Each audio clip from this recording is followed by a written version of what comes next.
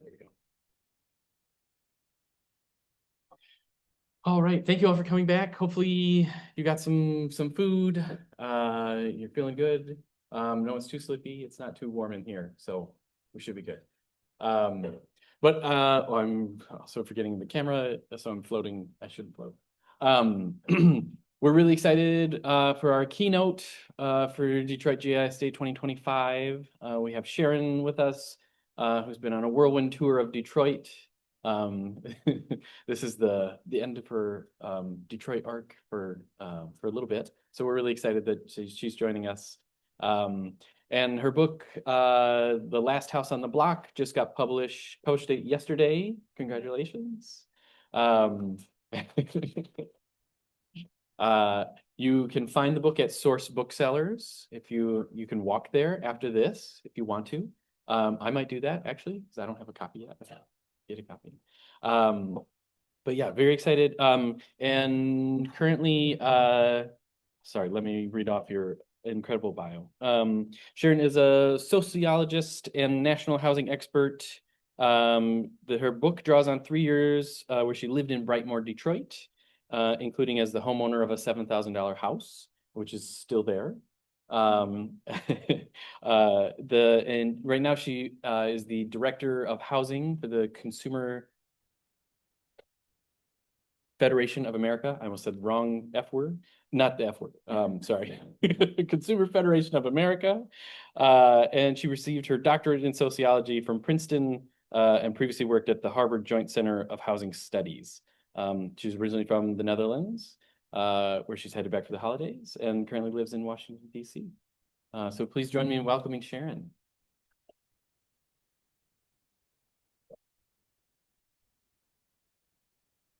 Thank you.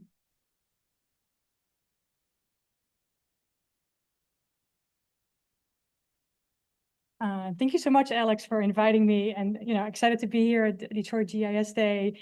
I brought one copy of my book. The book came out officially yesterday, so you can buy it online. But you should buy it at Source Booksellers. They still have a few copies. But very excited to be here. I will talk a little bit about the book in my keynote, but then I will transition into what I learned about mapping as an ethnographer and sort of the unique insights that I learned from doing ethnography that I think may be helpful or give some inspiration for mapping here.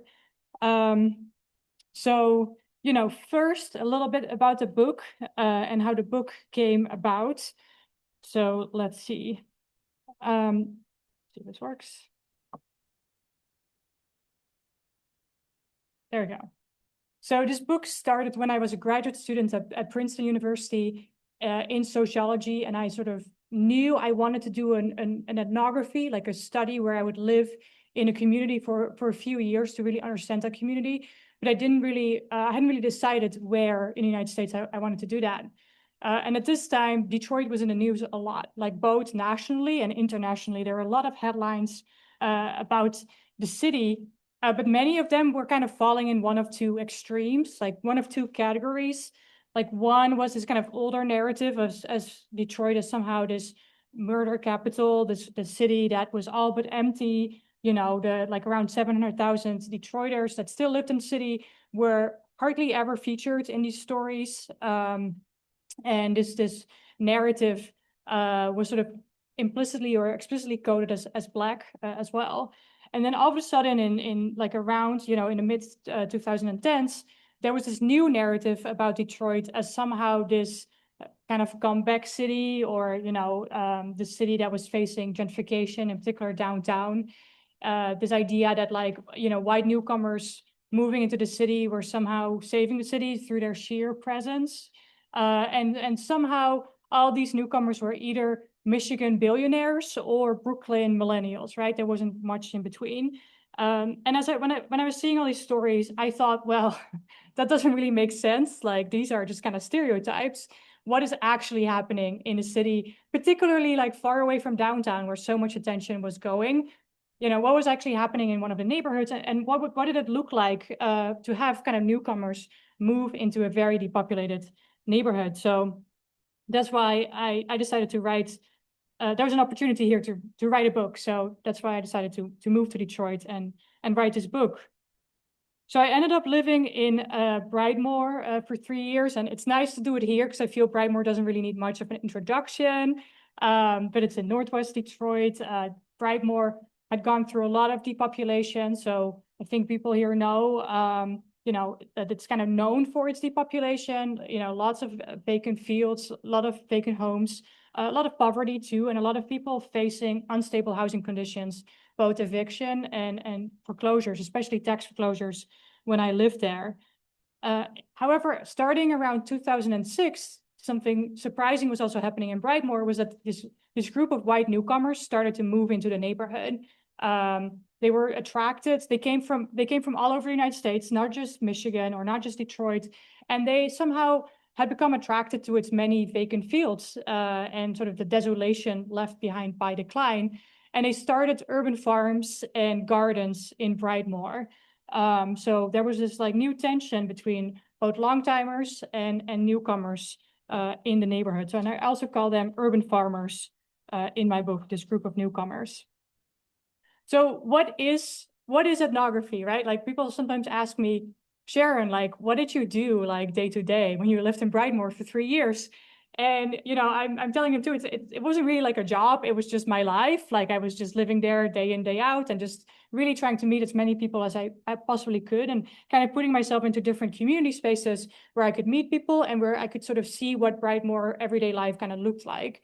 So, I hang out at a lot of farmers markets. The white newcomers organized a farmers market on Thankful every Friday during the growing season. Not super popular, I must say, the farmers market, but they kind of stage that there every week.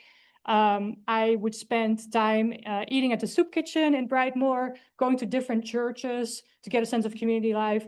I biked and I drove around with a lot of different residents. Actually, that was a really good way of seeing the neighborhood through people's eyes by driving around with them. We would I would go to a lot of community events, basically any activity where I could sort of understand better what Brightmoor was all about and how people were living their life. I tried to be there. And as an ethnographer, I wasn't just kind of hanging out with people, but I wrote notes about it afterwards too. So this book, it's not super thick, but it's kind of a normal size book, but I wrote 1,700 pages of field notes. So there's a lot of notes that go behind this, right? So people think maybe ethnography is this kind of soft science, but it's a lot of work to pull it together. So after 1 year of living in Brightmoor, I also actually became a homeowner. I bought a house. I was kind of looking at places to live in Brightmoor, and it wasn't that easy actually to find kind of a rental, and I realized that it would basically cost the same amount of money to buy a house for $7,000 than to pay rent for $500 a month for 2 years. And, I was able to do that because I had savings to buy the house. Like people were not able, and it's still the case, people are not able to get a mortgage for a house that's valued so low. So then in practice, it's difficult for Detroiters to access these kinds of homes without a mortgage. So the house that I bought was not lost by a Detroiter, but a lot of houses at the time, a lot of Detroiters were losing a lot of homes at the time in Brightmoor. So the sort of real estate bargains that a lot of the white newcomers were kind of falling into, right? They bought a house sometimes starting at $1 or $500 or $3,000. They were shaped by loss, right? So they were shaped by the tax foreclosure crisis. And 2015 was actually the peak tax foreclosure year in the city. And Morningside and Brightmoor were the two places in Detroit with the highest number of tax foreclosed homes. So that sort of structured the community and sort of life in the community as well. So what's the argument of the book? I don't have much time to go into it, but I'll just give you a kind of a good overview of what I'm saying in the book, right? So when we think about cities and gentrification and urbanism, we usually think about cities like New York City, perhaps, right? Places that are really walkable. There's like a lot of mixed use streets where there's both businesses and residents living kind of together. They have a subway system or kind of a good transportation system. And it's mostly like apartment buildings or kind of denser housing development. There's a lot of renters and these cities are growing, right? This is what we usually think about when we think about urbanism. However, there's a lot of other cities out there and neighborhoods where urbanism does not look like this, right? So, Detroit is just one of those places where decline and depopulation, has really shaped urban life. There's a lot of other cities. I mean, there's still big chunks of Chicago that are going through this, Cleveland, Memphis, Birmingham, Baltimore. These are just some of the bigger cities, but there's a lot of small cities too that are still going through depopulation and decline. So anything that we think about, about urban life or gentrification is going to look different in these places, right? So Detroit is not alone. So, one way to kind of show this is to kind of look at where depopulation is still ongoing, where it persists, right? So, I kind of mapped places that at least had 25,000 residents at the starting points, and to kind of see the trajectory of depopulation. So between 2000 and 2020, like around 20% of all of these cities in the United States lost population. It's a lot of cities in the Northeast as well as in the South, kind of former agricultural hubs there, lost population. And the places on the map here that are labeled, those are all places that lost at least 10% of their population during those 2 decades. The experience of, these cities also have a predominantly Black population, like they're disproportionately Black compared to non-depopulating cities. So this also means that the experience of urban depopulation continues to shape racial inequality in the United States as well, something that we don't often think about. I think we often think about gentrification and, as shaping racial inequality in cities today, but depopulation is an even bigger force for many communities, kind of shaping the opportunities that people have in different places. So I answered 2 key questions in my book. First of all, what is it like to live in an extremely depopulated neighborhood? What is the everyday experience of living through decline? For example, in the book, we meet a woman who is able to buy the last house on the block, right? So her name is Lakeisha in the book, and she calls it like Lakeisha's block, right? So, but what was it like for her to own the last house on the block, right? What is the everyday experience? Or what is it like to own a house that's only worth, $5,000, and then your roof starts leaking? Like, what do you do, right? So that's sort of the everyday experience of decline. Second, the book goes into what gentrification looks like in such a place. Like how is it different from gentrification in Brooklyn, for example, or, in Manhattan? Why did the white newcomers choose Brightmoor out of all places in the United States where they could have moved, right? Why did they move to Brightmoor? How did they even find Brightmoor? And, how did gentrification not only proceed different, but also why did it fail in Brightmoor, right? Brightmoor did not turn into a middle-class neighborhood. Like it did not become fully gentrified, even though we saw the sort of early gentrifiers kind of moving in, right? So why did it fail, and what can that teach us about gentrification elsewhere? So the book is driven by stories and voices of different Detroiters that I met. So you'll meet a lot of people, like a lot of different Detroiters in the book. I'm not completely absent in the book too. Like, I'm sort of positioning myself there as this, Dutch woman that like showed up in Brightmoor. And I wanted to do that on purpose because I'm not some sort of neutral scientific observer from nowhere, right? Like I am who I am. So you can read in the book too about my own experience of what it was like to buy a house for $7,000, what it was like to own it, and the difficulties I had of selling it to a homeowner, because it's instructive for kind of the broader challenges of these kinds of housing markets too. So why should you read the book? First of all, to better understand like what gentrification even is and why it looks different, in the middle of decline, and why it can even fail, as I show. Second, to kind of refine your understanding of depopulation and like why we should think about depopulation when we're thinking about urban inequality and racial inequality in particular, and how depopulation shapes, people's experiences and opportunities. And, I just put a bunch of themes underneath there. You learn a lot more about homeownership, right? Like how homeownership is different when homes are basically too cheap anymore, and it doesn't really build wealth anymore. I think of interest to urban planners, Detroiters' kind of relationships to the city and how they talk about the city and understand the city relationships to urban nature and all the greenery that was kind of growing in the emptiness left behind by decline. The book talks about safety and violence as well, and how people relate to violence and what it's like to live on a street where there's not many eyes and ears on the street left, right? So how do people solve that problem? And then, of course, the future of Brightmoor. The conclusion in my book was written based on my visit in 2023. So it sort of brings Brightmoor into the present as well. So it sort of has a full arc kind of going from 2015 to 2023.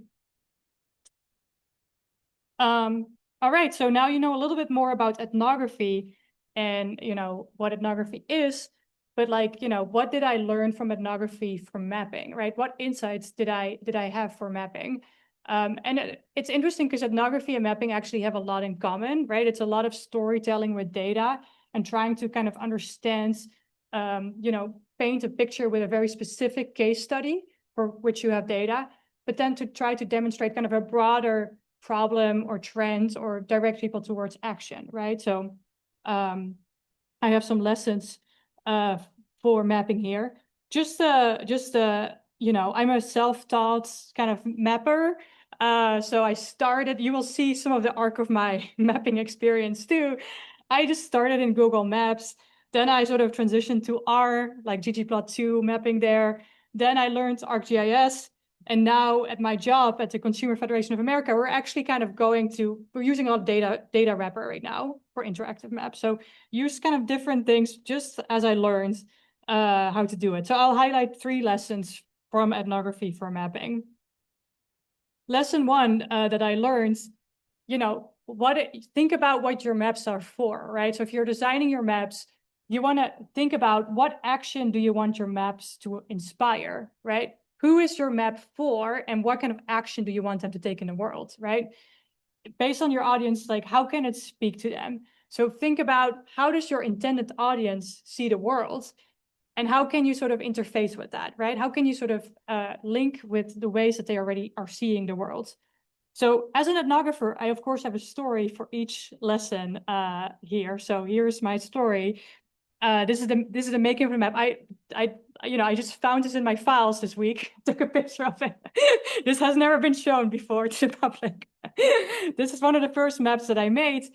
And the story is that I was living in Brightmoor, and I would go to some community meetings in Grandmont Rosedale too, which is a more middle-class neighborhood next to Brightmoor. And they have a fantastic community organization. They're very organized.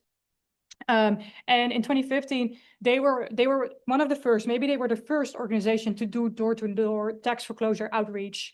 So I was observing that, and they brought UCHC into the neighborhood so people could get free legal advice to save their home in the neighborhood.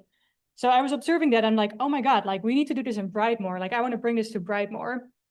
So, you know, there was a lot of great tax foreclosure data available at the parcel level. But what I did, Brightmoor is a pretty big neighborhood, but I wanted to organize community leaders that I knew all around the neighborhood to go door-to-door knocking in their kind of little micro neighborhood. So, you know, I sort of, this is very scrappy. I sort of had to divide the neighborhood into categories that I knew would make sense for people locally and for local community organizations. You see me like write down all the longitudes and latitudes here. You know, to sort of understand, to kind of impose that on an actual map. But that's how I did that. And then I kind of, you know, was able to put that in Google Maps. Again, this is one of the first maps that I made. So I could produce these kind of door knocking maps that you see on the right? So I could give people living in a very specific area where they knew their neighbors, I could give them a list of addresses where they could go knock on doors. So, you know, this is not a beautiful map. It's not, you know, very fancy, but it was effective, right? It was focused on action and thinking about, well, how do people that live in Brightmoor see the neighborhood? What kind of categories of blocks that are joined together make sense for them? And then putting that into action, right? So this is an example of, you know, how you can use a map kind of specifically thinking about your audience and thinking about, you know, how I can inspire them for action. All right, so the second lesson is to learn about folk maps. And, you know, as an ethnographer, I love folk theories, kind of myth-making, kind of ways that people kind of come up to with ideas and concepts to understand the world that they live in, right? It's often very different from kind of our theoretical concepts or academic concepts. So, how do people actually use maps? How do they actually think about what's near and what's far? How do they think about boundaries, right, in their neighborhood? Can you make maps that either portray kind of folk ideas or folk map, or kind of disavow, kind of play with it to sort of show the world in a different way, right? What would folk maps of Detroiters look like in your maps, right? How can we use our folk ideas to sort of come up with maps? So I actually have two stories here, two examples. One is about sort of the spatial imaginaries of gentrification. Gentrification is highly, it's highly spatial, and there's a lot of kind of imaginaries and in terms of what boundaries look like and what the map even look like. Gentrifiers often rename neighborhoods, like I think that's pretty well known. So here on the left side, this is, I may not have taken this particular picture, but I took a picture just like this. When I was living in Brooklyn before I moved to Detroit. So I was living in Bushwick. So when I was living there, all these billboards started showing up in the neighborhood.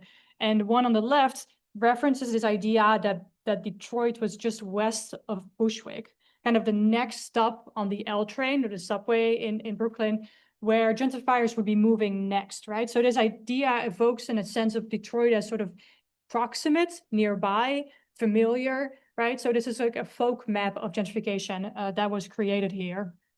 On the right, I don't know if you can read it, but it says Detroit space available, no deadbeats. So it references idea of Detroit as somehow empty and waiting for the gentrifiers to kind of show up, right? That's another kind of spatial imaginary of gentrification. So I encountered this in my fieldwork too, like in Brightmoor. So I would talk to white newcomers and ask them how they even found Brightmoor and why they moved to Brightmoor.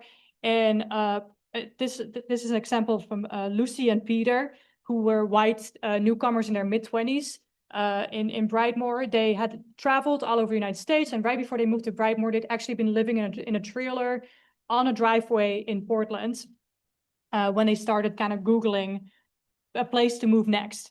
So I asked Peter about this first. I said, well, how did you find Brightmoor? And he joked, he was sort of joking with me. He said, well, Sharon, like I Googled the best place to live in the United States and I found Brightmoor, right? So this is obviously, he is joking.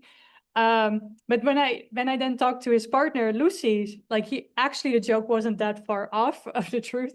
They had found Brightmoor through Google, which was how a lot of white newcomers had found Brightmoor at the time. And, one thing that really convinced her was she looked at the sort of Google Street View map that I'm showing here. And when she looked at that map, she saw a lot of green space. She saw the park. There were some urban farms kind of highlighted on the map. And that's what really drew her in, right? So this is like her way of looking at the map foregrounds the greenery of decline, right? She's not thinking about Scotty Simpson's fish and chips here, right? That's not an amenity that she's drawn to. It's the sort of vacancy of decline that she is drawn to. So this way of seeing was very common to the white newcomers in Brightmoor. And in the book, I also call this kind of seeing the bucolic in blight, like seeing, the emptiness left behind by depopulation in a very specific way. So they would also refer to some, I would drive around with a white newcomer and, he would sort of point out, these devastated blocks, and he would say, oh, it's like the country over here, right? It's beautiful. So they would point out the beauty of decline. And that vision of the sort of idea that Brightmoor was somehow becoming a more rural place, right? It wasn't just de-urbanizing, it was becoming rural, inspired them to kind of set up their farms in this way. Of course, this is a very different folk map from the folk maps of longtime Detroiters that had been there for a long time, right? When they, looked at this map, they saw urban loss. They saw all the places that used to be there and that they remembered, right? So very different folk map, which can be helpful when you're thinking about, well, what folk map do I want to engage with? Do I want to amplify these folk maps, or do I want to disavow them, right? Who am I, what ideas am I amplifying here? So I have a second example here of folk maps, and it's not in the book, but I published this as a separate article. And this is based on after the 2016 election, the first Trump election. I started to talk to a lot of people in the neighborhood to just kind of understand the impact that the election had on how people were kind of seeing the world and sort of seeing each other, relating to each other. And one thing that I realized is that a lot of Black Detroiters in particular already had pre-existing kind of local geographies of racism. They sort of had understandings of where they may be more likely to run into potentially racist interactions, right? This may be racist interactions from the police, but it may be also more kind of implicit racism, like at a supermarket checkout line. And this sort of shaped how they navigated metropolitan Detroit, right? They may choose to go to the supermarket in Redford rather than in Livonia, right? That's kind of, these were really helpful understandings of racism to kind of navigate the world in a way that was safe.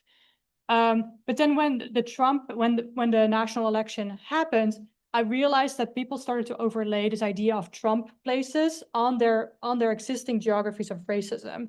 So they're kind of thinking about, well, there were places where I saw a lot of Trump signs out there. So, I'm taking that with me as I'm thinking about places where it's safe for me to be there or where I want to even go. And a lot of these Trump maps, like, reference sort of, Telegraph Road is a local border at Brightmoor with the suburbs. They reference sort of this idea of like, oh, it's on the other side of Telegraph, or I've been out to the Walmart in Livonia. So this idea of Detroit as in versus the suburbs as out, right? Or like here versus the other side. These are all kind of folk geographical concepts that people use to make sense of the world. And they became quite kind of, meaningful, through their understandings of where Trump voters lived. Just the map here, you can see my graduating into R mapping. I actually had to go to the physical Michigan Secretary of State location to get this data, which is insane. But because I had I met some people in Brightmoor, white long-timers who voted for Trump. So I just wanted to see, am I right? Am I onto something here? And you can see that there at the border, there's a little bit of a concentration of Trump voters, but not so much. Of course, this map looks completely different if you put it in the context of metropolitan Detroit, right? But it's kind of an interesting way of looking at Trump voters. And it would be interesting to overlay it with the 2024 national election too. So, these are all kind of examples of folk maps, and it could be a rich source of inspiration as you're making your own map, and sort of thinking about how you could put it into a map, right? How you can put these folk ideas into actual maps. And for example, think about what's in, what's out, right? What's here, what's there, what's far, what's close. How do I see the world? I also would say to check your own folk maps, right? What are your preconceptions? How do you see the world? And how does it inform your mapping practice? What are your own biases and ways that you're seeing the city, for example? Which is a very good kind of check to kind of think about, well, how does that inform your mapping practice?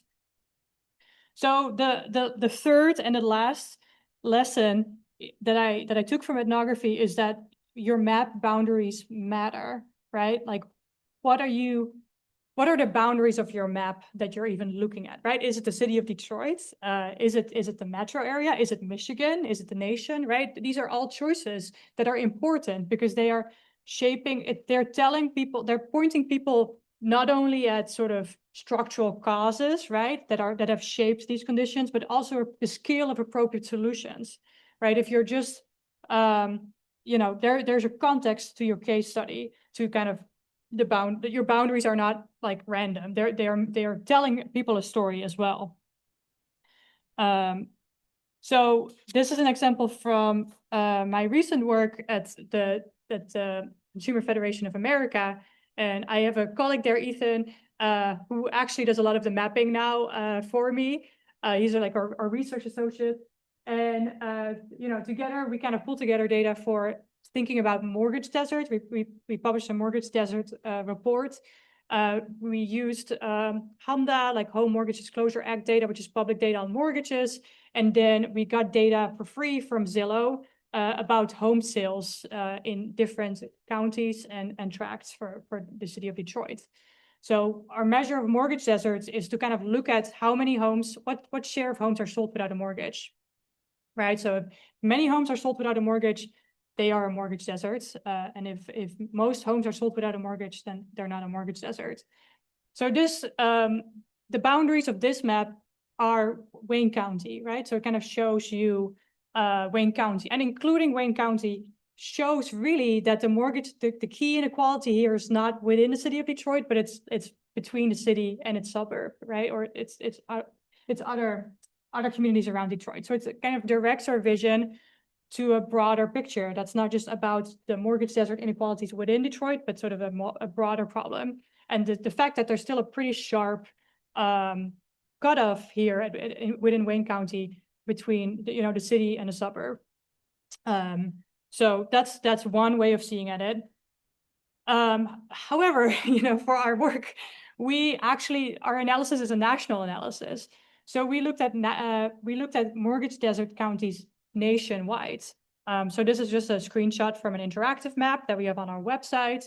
And you can kind of click on all the mortgage deserts that are happening, that persist throughout the country. And the ones in blue are urban mortgage deserts at the county level, and the ones in red are rural mortgage deserts. So you can kind of see that there's actually more rural mortgage deserts than urban mortgage deserts at the county level. And that this is a problem that's not just restricted to Detroit or some cities, but it's much wider. So it shows by putting the boundaries around the map in this way, I am demonstrating that this is a bigger issue, right? It's not something that's unique to Detroit, but it happens at a large scale. And similarly, it points towards solutions that are more federal at scope too, right?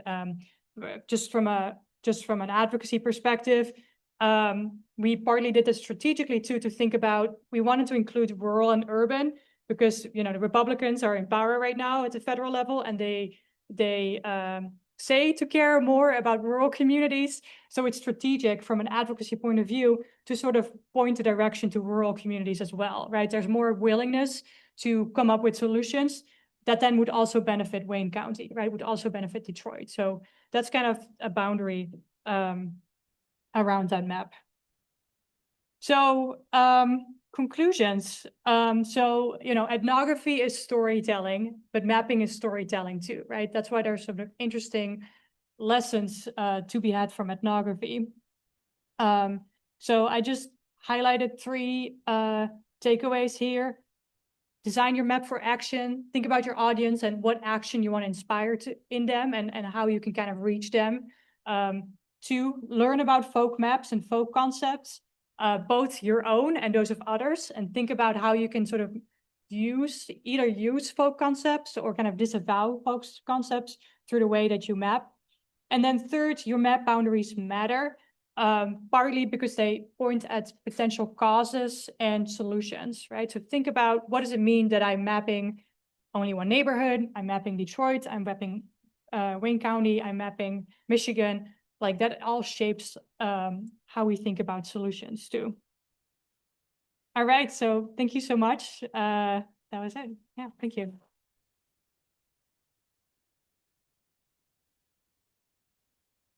I'm happy to answer some questions. Yeah, people have questions.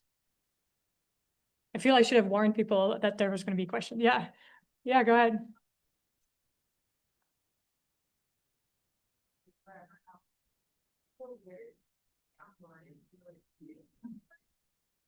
Yeah, so they would Google urban farming, community organizing, or they would Google Detroit. And one thing that I found interesting is that they would, they would Google Detroit urban farming, and then kind of Brightmoor came up, or the community organization came up. And, they would then they would Google Brightmoor. But if you Google Brightmoor at the time, like a lot of negative things about Brightmoor would come up, but they would sort of read between the lines and sort of highlight what they thought was of interest to them, right? So it was very selective vision. So yes, and the neighbors building Brightmoor is like the main community organization of the urban farmers. Like they had a website, they had a presence, so kind of that drew people in from really across the United States. Yeah, thank you. Yeah. Okay, you go first. You can. Cool.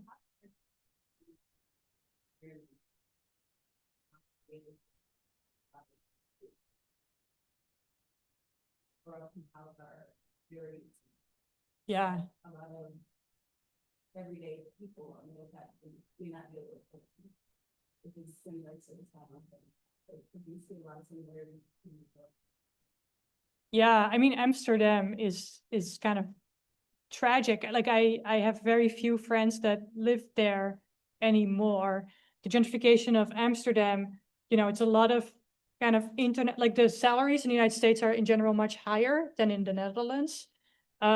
So what Americans find affordable is very different than what a Dutch person would find affordable for rent. So we've seen the sort of gentrification, the global gentrification in Amsterdam of a lot of internationals moving to the city because it sort of started to trend too on social media, and it's sort of become this very popular destination for people.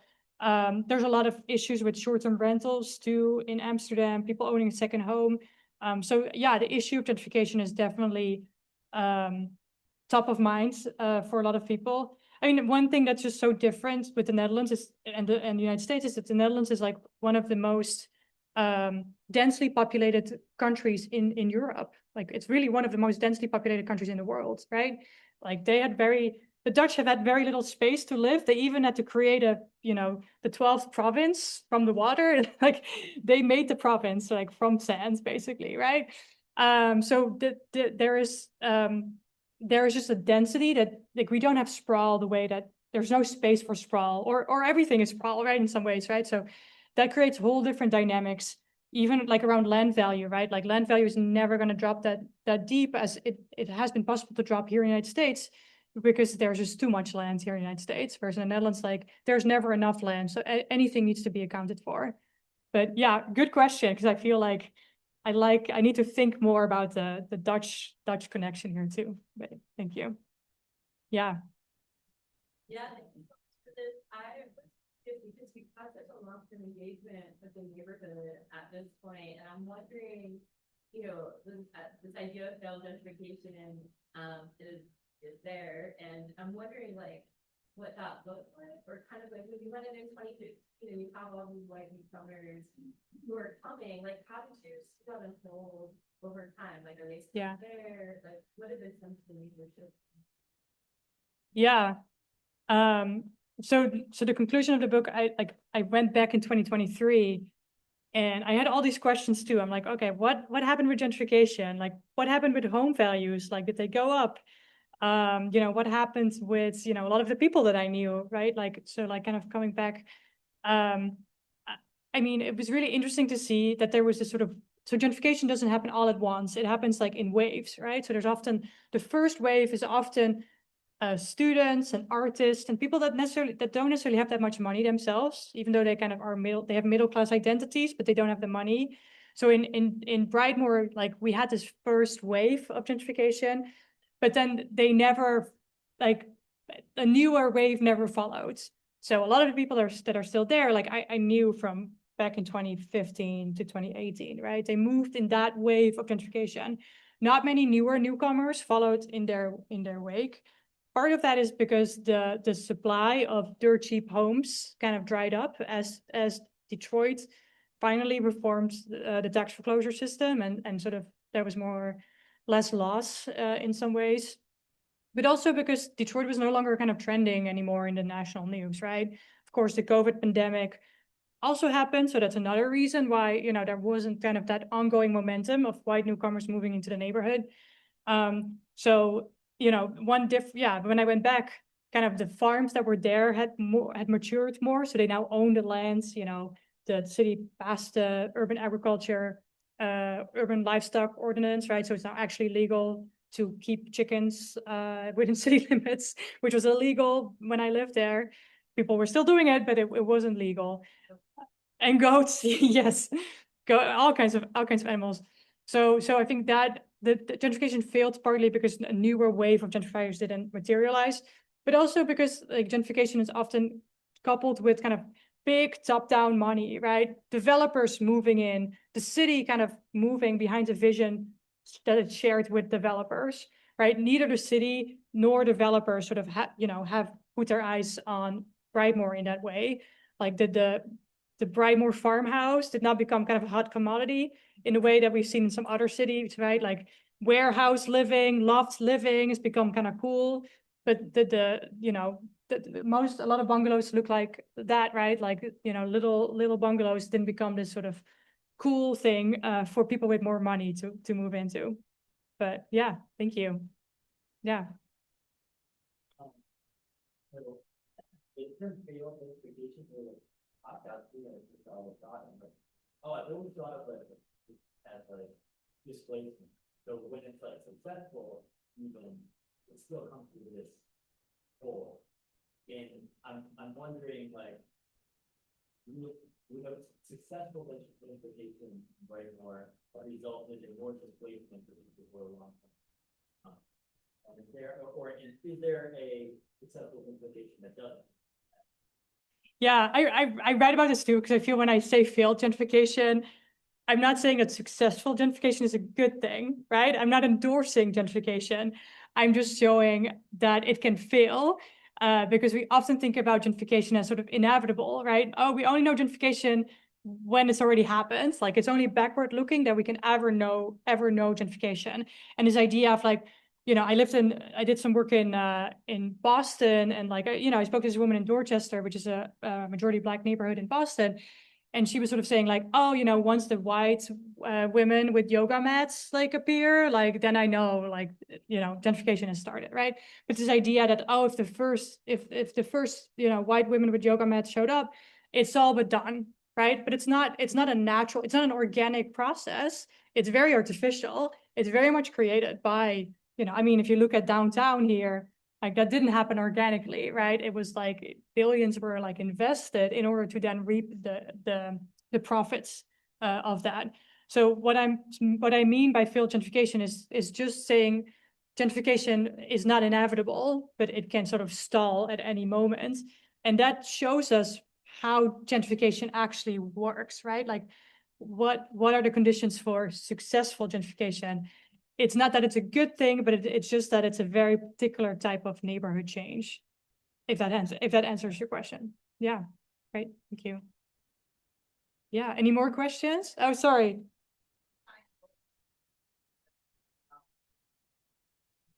International. So, very great states, the United States, like here around Amsterdam. Does it have that same racial dynamic, or there related to your births? I don't know if these are just a statement that the population does not have. You said you argue that the populations are more definitely racial equality. To me, the population is precursor for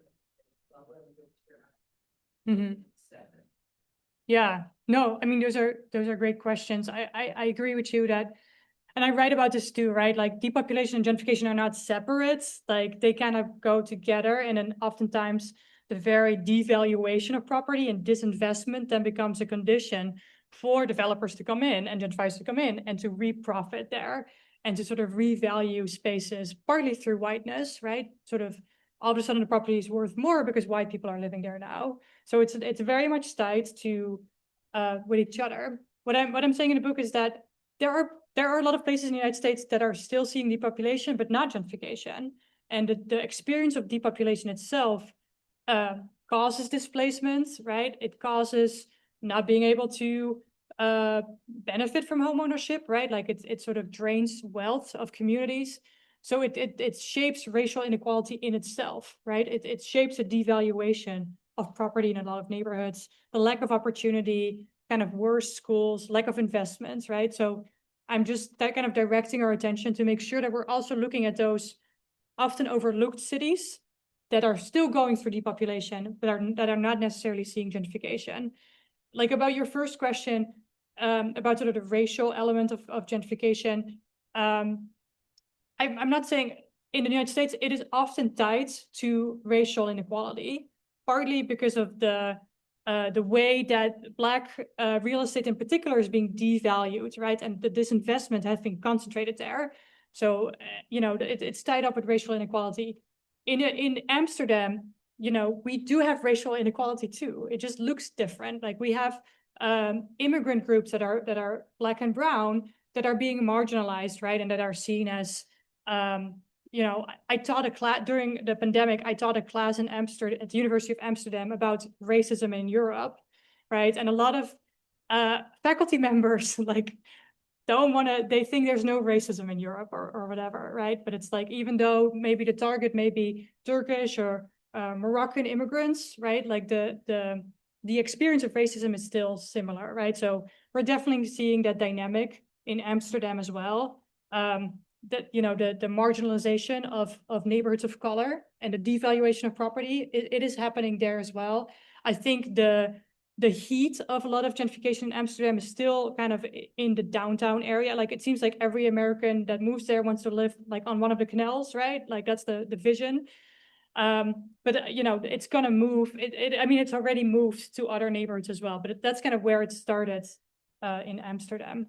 But yeah, thank you for your questions. Yeah. Yeah.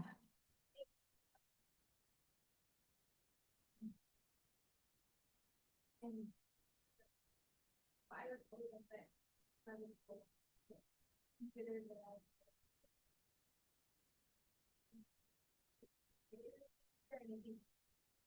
something that's been coming up in a lot of articles and other pages that informal whatever it is that has value that I would say notice and speaking to this, but I haven't always figured out, like, when can you tell your boss, like, we should go talk to the future organization, or, when can you actually, but I am really interested in informal information. Yeah. So I just for that I the Brightmoor and for all of the I just wanted to share a couple of things about that. I'm curious about like kind of all the from that Northwest right there that and so I'm curious, like, I think you're answered, like, the people who were done with the environment, sounds like they, so whatever risk is, whatever the issue are, were feeding, which I, the awful lot of problems with the media, right, that is, part of the thing is on their own,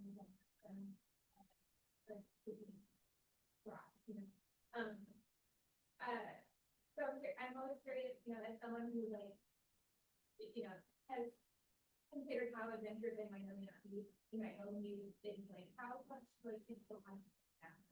So I am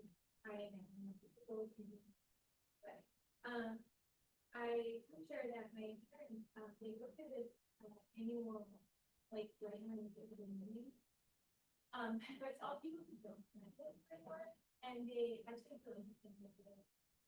They meet in they kind of in Times Square, not so far away. But and we have a lot of right there. I asked my mom about it, and I was thinking, I don't know, like there's a lot of people there. Yeah. And it's kind of related to that, and like the I wonder, like, with revitalization and gentrification not happening, just how is it being like for the beginning currently? When it was like the last stop in the first time people play when people leave and everything's grown, and I imagine Yeah. Hope to learn more about that. Awesome. No, I love your example of the annual Brightmoor reunion, not in Brightmoor. No, and it's really interesting because there's a lot of like there's a bunch of Facebook groups too that, you know, people still feel a strong connection to Brightmoor, and they share stories or they share histories, or they come back to look at where their house used to be, and they share videos or pictures of that. Like there's definitely a sense of loss that happened for them too, right? And the sort of sense of the community that they lost. So I think that's very interesting. Yeah, I mean, you know, it's you know, they're part of the story too in some ways, like the people that left. But yeah, thank you for your thoughts. Appreciate that. Yeah. Yeah. Oh, sorry. I think you already asked the question, but you can go again, and then we'll do that. Yeah, that's fine. Oh, you want to go first, and then yeah. It's quite interesting that there has been population in Brightmoor, but not necessarily displacement.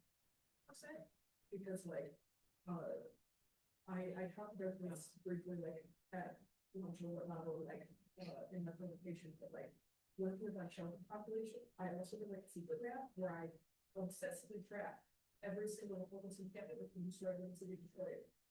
So fun fact, the ones we know of that they tell us that the providers about that offer services, there's been 159 since April 2024. That's 1.3 in between the period that we've had on but I pulled it out to check it when we were talking about this, because I basically have it in my program to be sure that single one is right. Which I think speaks to something too, because before I'm even being displaced. But then I looked at my district, Southwest, and like 60% of them at least are in Southwest.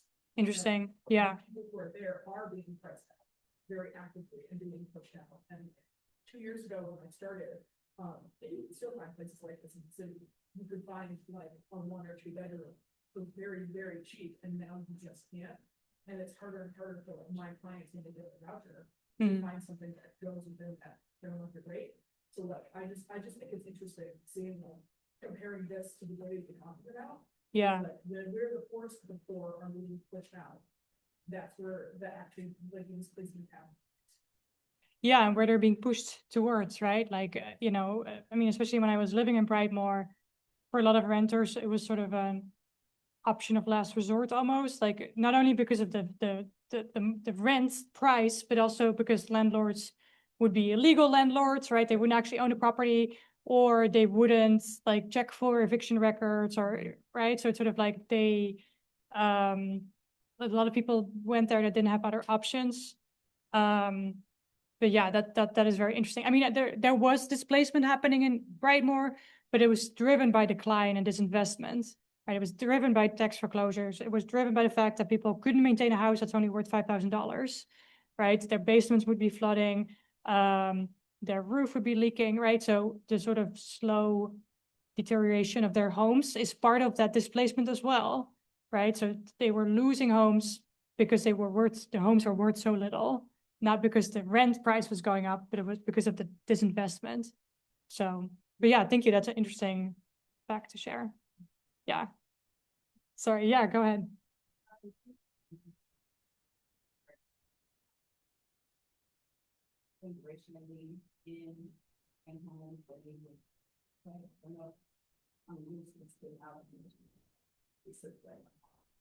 I believe most of that is because of like the loan style homes, the kind of easier managed than industrial. So they're not really homes that are made out of brick that will stand as a time. Yeah. They just kind of walk home and their grandkids inherit their home. If you find that they're probably always or they're allowed to. So yeah, you're right that the housing stock was never built to last. Like, it was always built cheaply. But once people became homeowners, they wanted to stay there. Some of them just lost their home to either tobacco taxes. I mean, a lot of people went through subprime through the the mortgage foreclosure crisis too. I mean, I knew people that had lost a house to mortgage foreclosure and then again lost it to tax foreclosure 10 years later, right? So it was difficult for people to hold on to their homes for that long.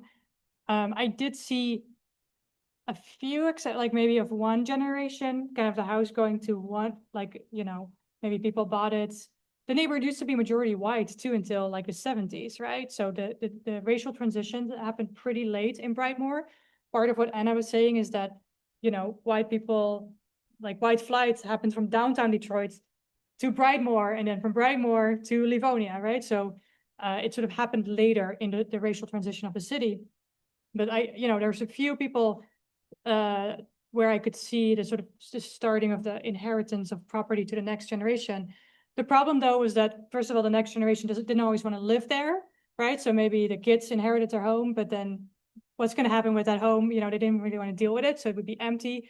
Or in at least one case that I knew of, it would be tied up in what's called heirs property, right? So the owner died without leaving a will. So then the ownership becomes dispersed over many, like all their survivors, basically.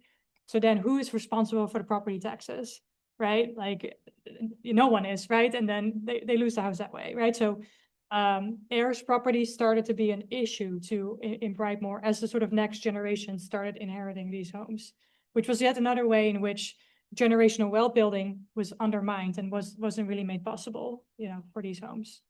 Yeah. Any new people that didn't ask a question yet? Just want to give people a chance to. Good. Well, maybe the last question, Anna. Do you have a last question? I know you mentioned that most, like the greatest rate of moving of depopulation is right where, but like around 1,000, forget the number. Yeah, between 2000 and 2010. Yeah. So when you talk about like long time, in so currently, are there long time disabilities that get over that or disability? I guess it's going in later than 2010.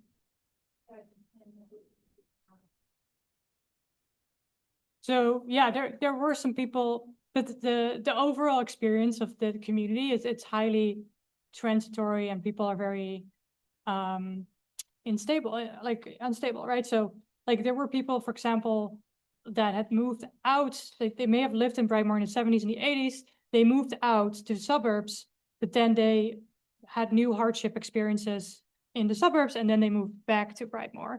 So there was also sort of this kind of coming and going of people, right? Or like someone would kind of, you know, find a foothold in Redford, which is a suburb right there, but then come back to Brightmoor after all, right? Sort of this push and pull, people perhaps trying to escape Brightmoor, but, you know, kind of being familiar with it. It was a place to come back to too, maybe when they're hitting financial troubles again. So it's not, I think when you write a book, you have to simplify, right? So the idea of long timers and newcomers, and I write about this, it's a simplification. There are a lot of people that didn't really fit the mold, that were sort of, you know, there was a white long timer who had left Brightmoor, or he knew Brightmoor through his addiction in the past, right? You know, I'd been addicted to crack before.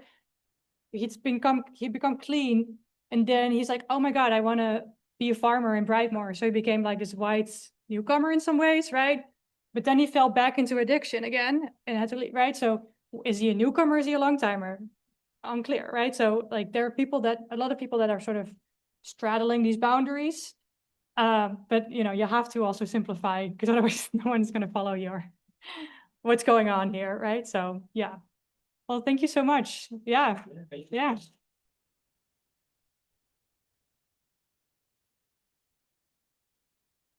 Oh yes, and source booksellers. Yes, I was gonna say, visit your independent local bookstore, definitely Source Booksellers. They have signed copies there probably. They do have They have signed copies at Yep. Source. And I'm just gonna make a quick plug for something. Oops, where's my? Oh, not that one. Tomorrow we have our data forum. Oh, maybe I should just go to the website. So if you're interested in continuing to learn more about geospatial data sources, where you can find some great data to make some great maps, this is another virtual session that we'll be having. So Julian from DetroitData.org will be there. Zach from the city of Detroit to talk about their open data portal. And then Anne from SEMCOG is going to talk about the resources that they publish as open data as well. The other plug that I'll make is if you are interested in making, I know how to spell.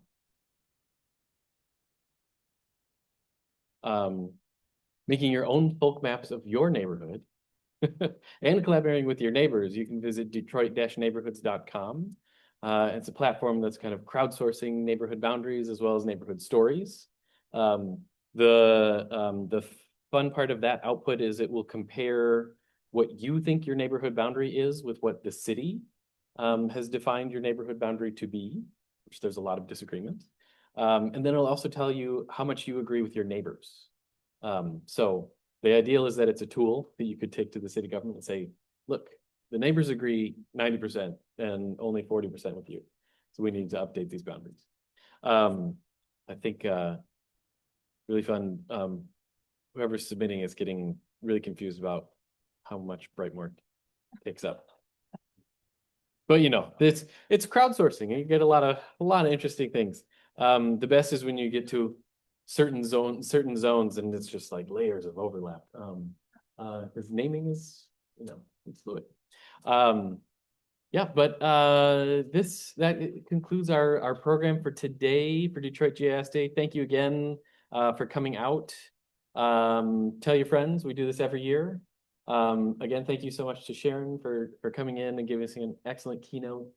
And thank you to our sponsors again, Regrid, the Wayne State Libraries, which if you haven't done any georeferencing, check that out still. I think they're still in the lobby. And I think that's all I've got. Yeah, thank you all so much.